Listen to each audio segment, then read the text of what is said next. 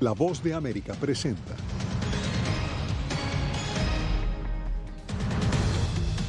Rusia prepara nueva ofensiva. Un nuevo convoy militar de 13 kilómetros se dirige al este de Ucrania. Autoridades de Mariupol contabilizan más de 10.000 civiles muertos. Además, futuro político de Francia se resolverá el 24 de abril en una segunda vuelta.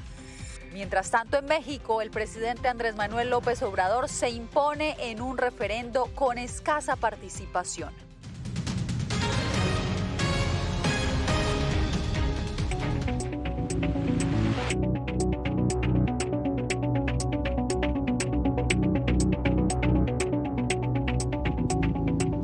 Bienvenidos, aquí comienzan las noticias en El Mundo al Día.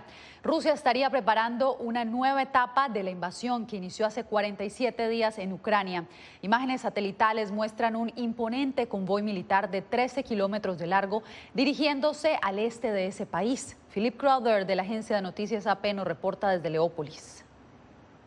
Rusia parece estar haciendo un esfuerzo renovado para ganar la superioridad aérea antes de una nueva ofensiva amplia en el este de Ucrania. Moscú afirma que destruyó varios sistemas de defensa aérea durante el fin de semana, incluidos algunos lanzadores proporcionados por un país europeo al que no identificó. Eslovaquia le dio a Ucrania ese mismo armamento la semana pasada, pero negó que haya sido destruido. El no haber logrado control total de los cielos de Ucrania ha obstaculizado la capacidad de Moscú para proporcionar cobertura aérea a las tropas en tierra, limitando así sus avances y exponiéndolos probablemente a mayores pérdidas.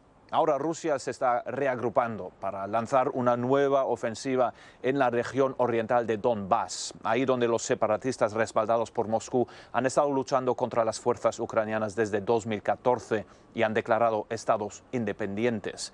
Ambos bandos se preparan para lo que podría ser una devastadora guerra de desgaste. Mientras tanto, el presidente ucraniano Volodymyr Zelensky suplica más ayuda occidental y dice que sus fuerzas necesitan una mayor potencia de fuego para resistir el ataque que se avecina y hacer retroceder a las fuerzas rusas. Philip Crowder, Voz de América, Leópolis. Y mientras los cancilleres de la Unión Europea analizaron este lunes nuevas acciones contra Rusia, el alcalde de Mariupol confirmó que unas 10.000 personas han perdido la vida a causa de la guerra en esa ciudad. Laura Sepúlveda nos amplía. Una nueva caravana militar rusa de casi 13 kilómetros de largo sigue su camino hacia Donbass, ciudad ubicada en la zona este del país. También se ve movimiento militar a las afueras de Mariupol, ciudad en la que más de 10.000 civiles habrían muerto en febrero, según informó su alcalde. El presidente ucraniano se pronunció al respecto. Mariupol está destruida, hay decenas de miles de muertos, pero aún así los rusos no detienen la ofensiva. Quieren hacer de Mariupol un ejemplo. La Unión Europea avanza en la evaluación de futuras medidas contra Rusia, por lo que califican como una amplia violación de la ley internacional. Medimos el impacto que estas sanciones están teniendo en la economía rusa y continuamos discutiendo para ver qué más se puede hacer. Nada está fuera de la mesa, incluidas las sanciones sobre el petróleo y el gas, pero hoy no se tomó ninguna decisión. Delegados de diferentes naciones han visitado Ucrania, entre ellos el primer ministro del Reino Unido, seguido del canciller de Austria, quien asegura haber confrontado al presidente ruso en un encuentro no amistoso en el que le habría destacado la importancia de llevar a la justicia a perpetuadores de los crímenes registrados. Naciones Unidas, sumándose a labores diplomáticas, expuso hoy su preocupación por delitos sexuales y violaciones que han sido reportados en Ucrania. La directora de ONU Mujeres destacó la importancia de una investigación independiente y alertó sobre el riesgo de un aumento del tráfico humano a causa del conflicto. Laura Sepúlveda, Voz de América. Y hablando de denuncias, una muy importante hizo el embajador de Ucrania ante el Consejo de Seguridad de la ONU. Vamos con Ángela González desde Nueva York, quien nos tiene los detalles. Ángela, ¿de qué se trata? Yasmín, se habla de que al menos 120.000 niños ucranianos habrían sido llevados de Ucrania a Rusia para posiblemente ser dados en adopción. Algo que justamente el director de la Oficina de Emergencias de la UNICEF dijo estar investigando. Escuchemos.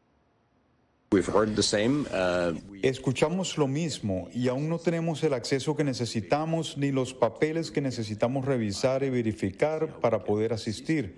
Y estamos investigando cómo podemos ayudar con eso.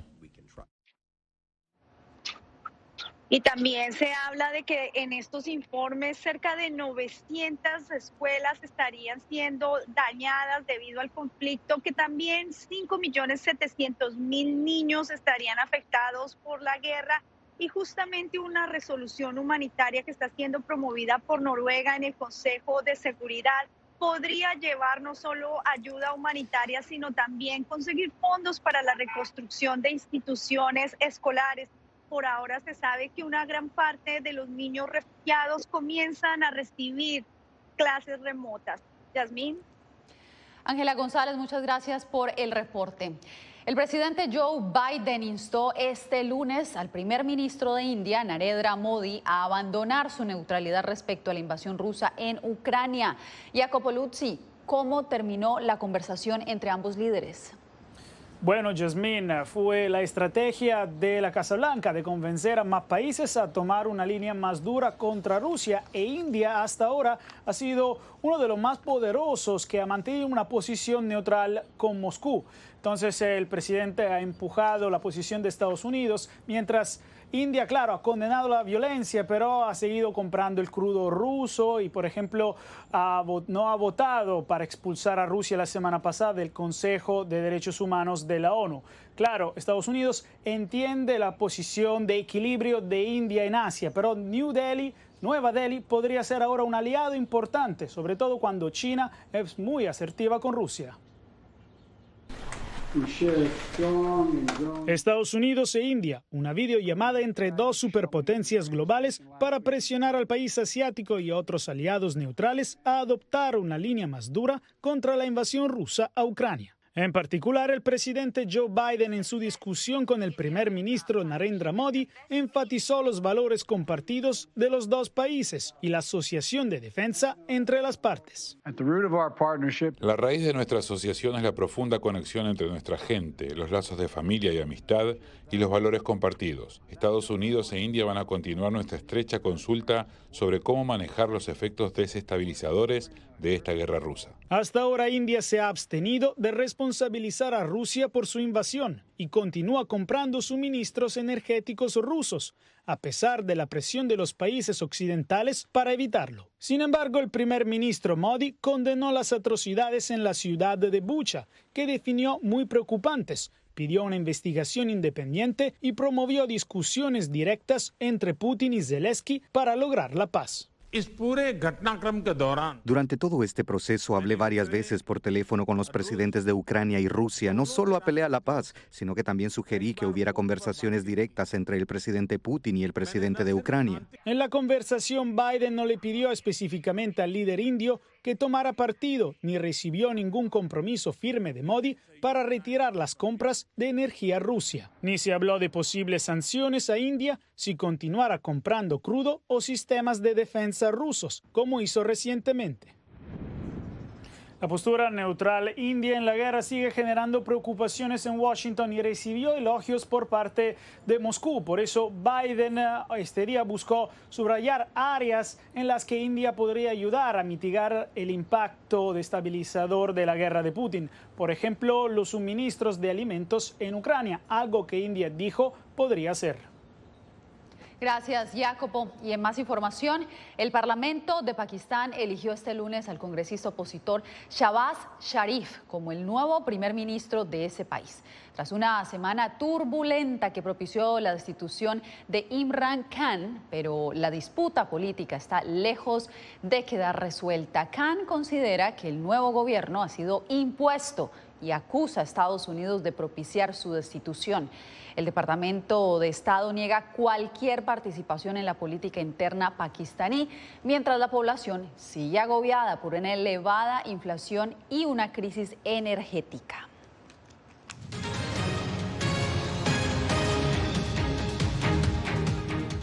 Mientras migrantes que están a punto de cruzar la frontera hacia Estados Unidos han reaccionado a las medidas recién adoptadas por el gobernador de Texas para contener el flujo de migrantes que se prevé llegará tras la derogatoria del título 42.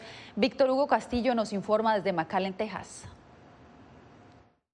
Los 3.000 migrantes que viven en un campamento improvisado de Reynosa y que tienen como meta llegar a Estados Unidos se han enterado de que el gobernador de Texas, Greg Abbott, ha desplegado militares para contrarrestar un flujo masivo de migrantes. Me arriesgo en todo, irse a lugares más largos y sobre todo pues se los hace más difícil la pasada. Con el artículo 42 que ha puesto la ley el presidente John Biden es bueno, pero que los ayude. La Guardia Nacional de Texas realiza ejercicios antimotines en varios puntos de la frontera para responder a las incursiones migratorias masivas que las autoridades estatales prevén luego del anuncio del presidente Biden de poner fin a las expulsiones por el título 42. Estamos esperando para que los den un reentre, para entrar a Estados Unidos a trabajar. Pero el gobernador Abbott tiene planes de enviar directamente a Washington en autobuses a los migrantes que crucen de manera irregular. Los enviaremos al Capitolio de los Estados Unidos, donde la administración Biden podrá abordar de manera más inmediata las necesidades de las personas a las que les permite cruzar nuestra frontera. A un año del lanzamiento del operativo Lone Star, los esfuerzos de las agencias tejanas han permitido la detención de más de 225,000 migrantes. Lo están tratando como un delincuente y la verdad que uno no es delincuente. Mientras tanto, Eduardo y su hija pequeña seguirán esperando en Reynosa. No quieren regresar a su país porque creen que la Unión Americana podría ofrecerles un futuro mejor. Le quitan la oportunidad a alguien que quiere cruzar al otro lado, no a hacer vandalismo, sino a trabajar. Víctor Castillo, Voz de América, McAllen, Texas. Nuevas medidas anuncia el presidente Biden sobre el porte de armas. Esto y más al regresar.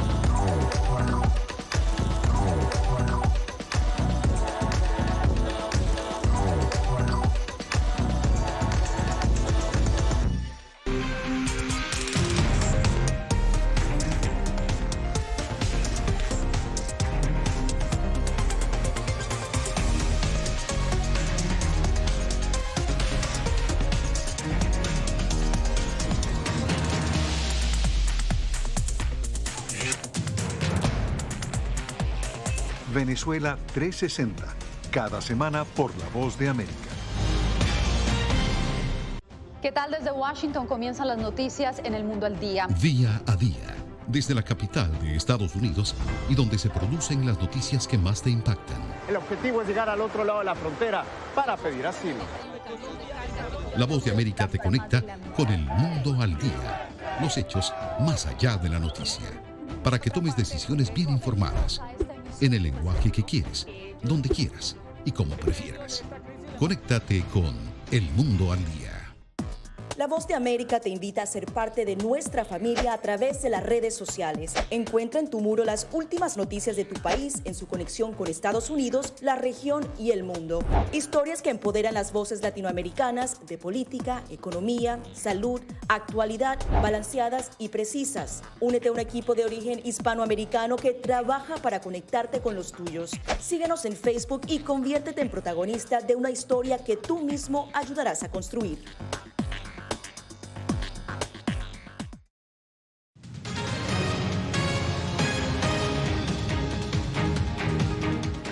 Los franceses acudirán nuevamente a las urnas el próximo 24 de abril, después de que Emmanuel Macron y la ultraderechista Marine Le Pen triunfaran en la primera vuelta de las elecciones presidenciales en ese país. José Pernalete nos informa.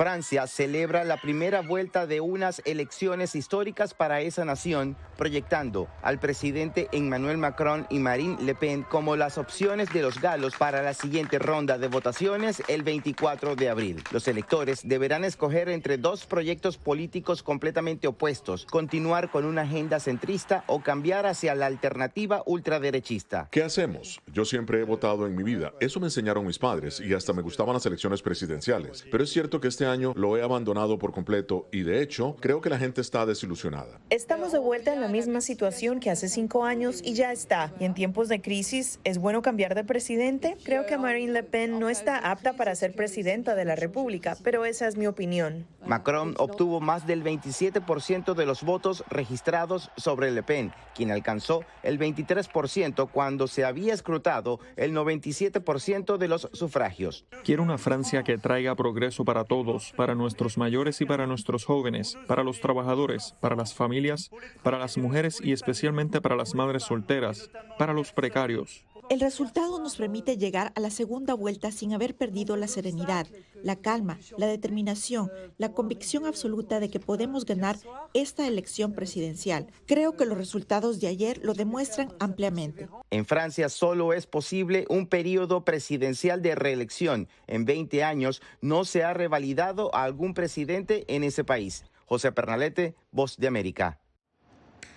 México vivió este domingo una jornada electoral inédita, pero que generó un escaso interés por parte de la ciudadanía. De 92 millones de mexicanos con derecho a votar en el referendo presidencial, solo sufragaron poco más de 17 millones. Javier Egar con los detalles desde Ciudad de México. Es un honor estar con Obrador. Es un honor estar con Obrador. Así reaccionó la dirigencia del partido oficialista ante la baja participación en las urnas durante una consulta de revocación de mandato impulsada por Morena. Pero la oposición dice que se llevó la victoria. El pueblo de México no respaldó este ejercicio. Ha concluido la caricatura de revocación que el propio titular del Ejecutivo Federal y sus aplaudidores pintaron y dibujaron desde la concepción. Para que fuera vinculante, se requería el 40% de participación, pero se alcanzó menos de la mitad. El presidente lo justificó. Nada más que con la tercera parte de las casillas y con todas las trampas o boicot del INE. La confrontación entre el Ejecutivo y la autoridad electoral marcó el preámbulo de la consulta cuestionada por muchos. Esto no es algo que esté establecido y esto se me hace que es una cosa arbitraria. No ha tomado decisiones muy sabias últimamente y a pesar de que yo sí era seguidor de él, empiezo como a dudar. Una duda que los medios de comunicación reflejan a diario. Lo que sí está claro es que la mayoría de quienes salieron a votar en Domingo de Ramos y en pleno inicio de Semana Santa eran seguidores de López Obrador. Javier Egar, Voz de América, Ciudad de México. El presidente Joe Biden anunció nuevas regulaciones sobre las armas de fabricación caseras, conocidas como armas fantasmas.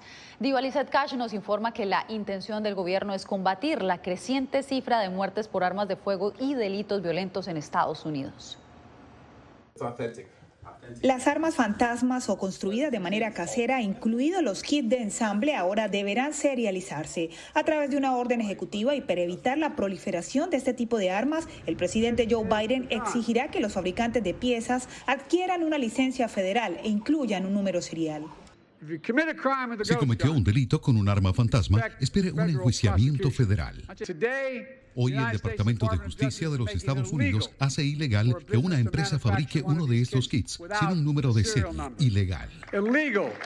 Entre enero de 2016 y diciembre del 2021, el Departamento de Justicia recuperó 45.240 armas fantasmas, de las cuales al menos 692 estaban ligadas con crímenes y homicidios. Pero tan solo se pudo rastrear la propiedad del 0.98% de ese tipo de armas. Esta es la realidad del mundo y las impresoras 3D son reales y puedo presionar un botón e imprimir una de estas. La nueva medida además establece que los vendedores de armas con licencia federal deberán guardar los registros durante toda su vida comercial y verificar los antecedentes de los compradores potenciales. Algunos de los cambios claves incluyen la actualización de definiciones antiguas para garantizar que las leyes sobre armas se apliquen a todas las armas de fuego, incluidas las armas fantasmas. La nueva acción federal se une a la prohibición y restricción de compra o uso de armas fantasmas en 12 estados del país para adquirir en línea y ensamblar un arma fantasma en casa. Diva Lizette Cash, Voz de América, Washington. Cuando volvamos, venezolanos denuncian una campaña gubernamental para dificultar el acceso a la información.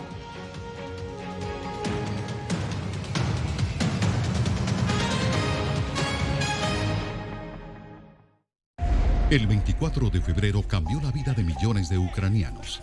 La invasión de Rusia a Ucrania puso sus vidas en pausa. Mujeres, ancianos y miles de niños huyen cada minuto del país. Con Celia Mendoza y Julia Riera, La Voz de América documenta desde Polonia esta crisis humanitaria sin precedentes en Europa desde la Segunda Guerra Mundial. Vidas en pausa. Encuéntralo en vozdeamerica.com.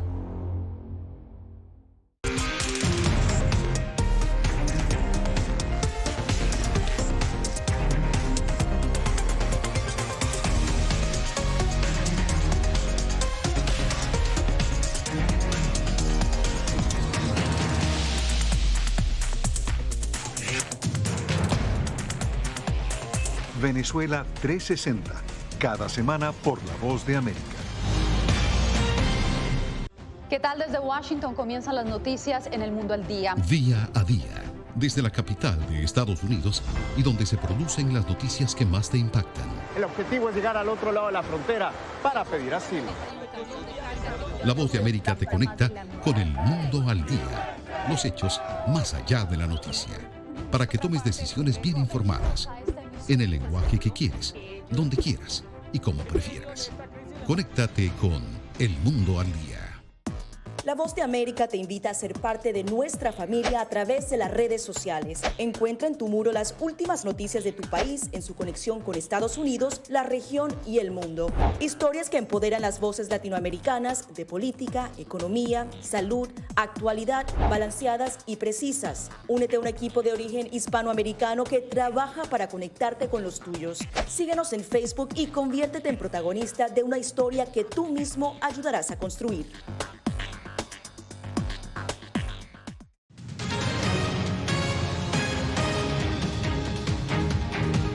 En Venezuela denuncian que el gobierno está bloqueando el acceso de los ciudadanos a las páginas informativas. Álvaro Algarra nos amplía.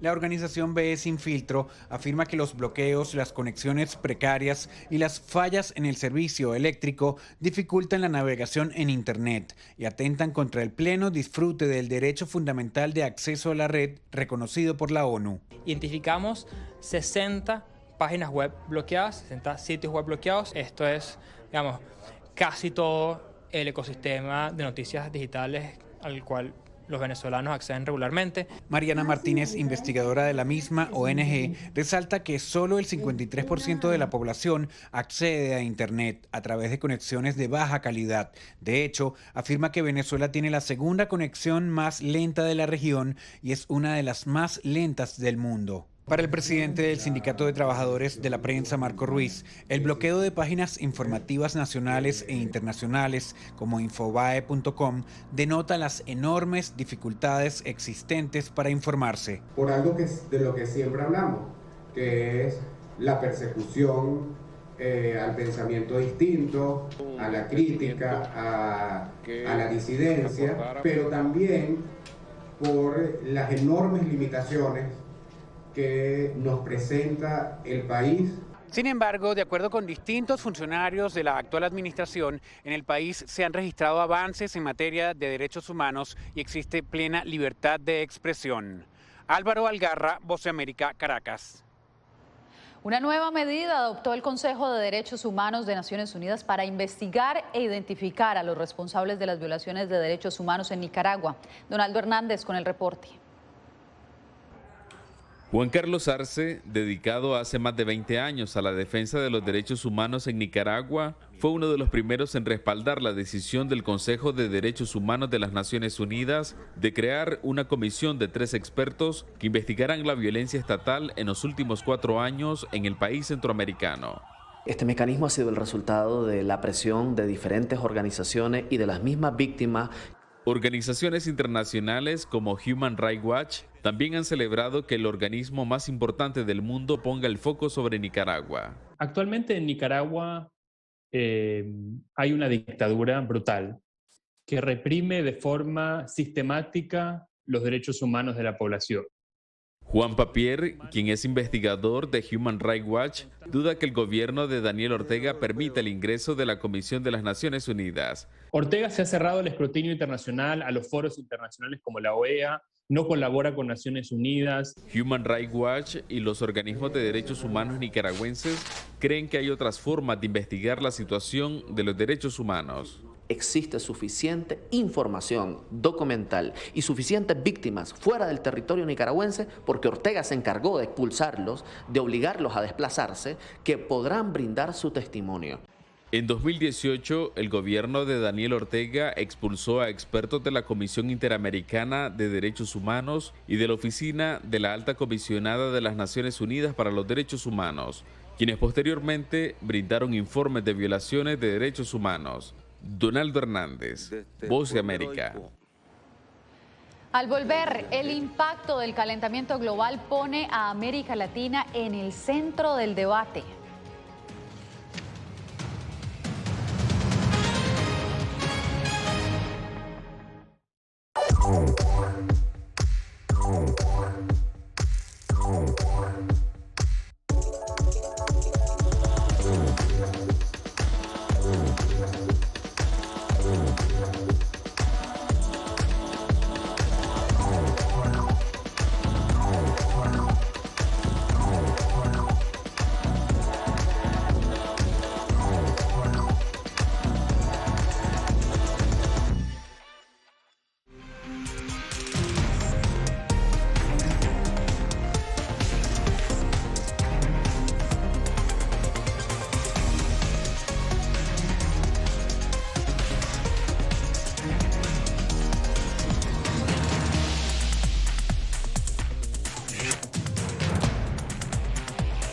Venezuela 360, cada semana por La Voz de América. La Voz de América te invita a ser parte de nuestra familia a través de las redes sociales. Encuentra en tu muro las últimas noticias de tu país en su conexión con Estados Unidos, la región y el mundo. Historias que empoderan las voces latinoamericanas de política, economía, salud, actualidad, balanceadas y precisas. Únete a un equipo de origen hispanoamericano que trabaja para conectarte con los tuyos. Síguenos en Facebook y conviértete en protagonista de una historia que tú mismo ayudarás a construir.